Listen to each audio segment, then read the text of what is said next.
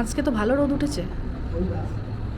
হুম, কোনো ভরসা নেই, এক্ষুনি হয়তো মেঘ করে যাবে, বৃষ্টি নেমে যাবে। গুগল বলছে 2 দিন, তার মানে আজ আর কাল আশা করি এরকমই থাকবে, তারপরে আবার কমতে পারে। আজকে রবিবার, কি খাবে আজকে? রবিবারে কি রান্না? কিছুই নেই, মাংস নেই, তোমাদের মাছ আছে, ইলিশ মাছ আছে। আমাদের কি রান্না হতে খাবো? আর তোমার আর কি, আলু পোস্ত আর ভাত করে দিই, একটা ভাজা খেতেই পারো। আজ কিন্তু একদম ঠিকঠাক ওয়েদার, মানে নর্মাল জামা পরে বারান্দায় আসতে পেরেছি, নাহলে বারান্দায় আসার জন্য সোয়েটার পরতে হয়। আমরা যে ছোটোবেলায় আঁকতাম না, ওই পাহাড়, একটা বাড়ি, আর ওই ছোট ছোট মেঘ করে দিতাম, এই মেঘগুলো ঠিক ওই রকমই লাগছে, দেখো একদম ওরকম লাগছে। আজ রবিবার, ছুটির দিন, সকাল থেকেই তাই সব কিছুই স্লো। ঘুম থেকে উঠেছি দেরি করে, খুব সামান্য কিছু ব্রেকফাস্ট করছি, তাড়াতাড়ি ভাত খেয়ে নেব। আজকে আবার বাড়িতে চিকেন নেই, নর্মালি শনিবার রবিবার যে কোনো একদিন একটু চিকেন হয়।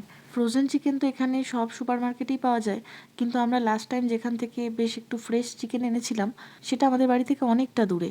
কার্ড আছে, ওই এসডি কার্ডটাকে বার করে ফোনে লাগাবে, দিয়ে দিয়ে ওই ফটো দেখতে পাবে। যখন দেখবে তখন আর চেপটে চেপটে লাগবে না, সোজা যেমন ছিল তেমনই হয়ে যাবে। গতকাল একটা শপিং মলে গিয়েছিলাম, সেখানে বাচ্চাদের একটা খেলনার দোকান থেকে এই ক্যামেরাটা রনও কিনে এনেছে। তারপর থেকে ঘরের একটা কোনাও বাদ দেয়নি ছবি তোলার জন্য। এখন তো আমাদের ঘরে প্রচুর জিনিসের প্রয়োজন, কিন্তু সব তো আর একেবারে কিনে ফেলা যাবে না, তাই যখন যেরকম সুযোগ হয় অ্যামাজন থেকে দীপ একটা একটা করে জিনিস অর্ডার করে। এখন সোশ্যাল মিডিয়াতে প্রায়ই দেখতে পাই অনেকেই নতুন জিনিসের আনপ্যাক ভিডিও করে, এবং সেটা করার সময় নখ দিয়ে খুব সুন্দর একটা আওয়াজ করে।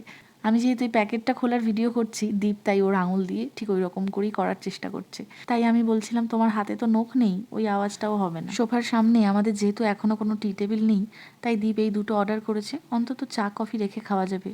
এই অ্যাপার্টমেন্টে অনলাইনে কারোর পার্সেল এলে সেটা একটা বড় লকারের মধ্যে ঢুকিয়ে একটা কোড জেনারেট করে সেটা যার পার্সেল তাকে পাঠিয়ে দেওয়া হয় মেল করে, এবং সে যখন সময় পায় এসে ওই কোডটা দিয়ে লকার খুলে নিজের জিনিস নিয়ে যায়। আজকে তো ভেবেছিলাম আলু পোস্ত আর ভাত বানাবো, কিন্তু পোস্তটা বাটতে গিয়ে যা বাজে একটা গন্ধ বেরোলো, তখনই বুঝলাম এটা দিয়ে আলু পোস্ত বানালে কোনো মতেই ভালো হবে না। তাই আলুগুলোকে সরু সরু করে কেটে ভেজে দিলাম, একটু টমেটো আর লঙ্কা দিয়ে মুসুরির ডাল বানালাম, আর ওই পোস্ত বাটাটা পেঁয়াজ দিয়ে একটু বড়া বানিয়ে দিলাম।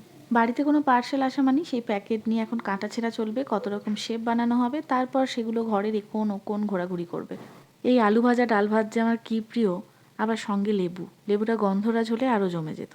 যাই হোক, আজকের মতো এলাম। তোমরা সবাই ভালো থেকো, সুস্থ থেকো, আর আমার ব্লগ যদি ভালো লাগে তাহলে একটু পেজটা ফলো করে দিও। Good night.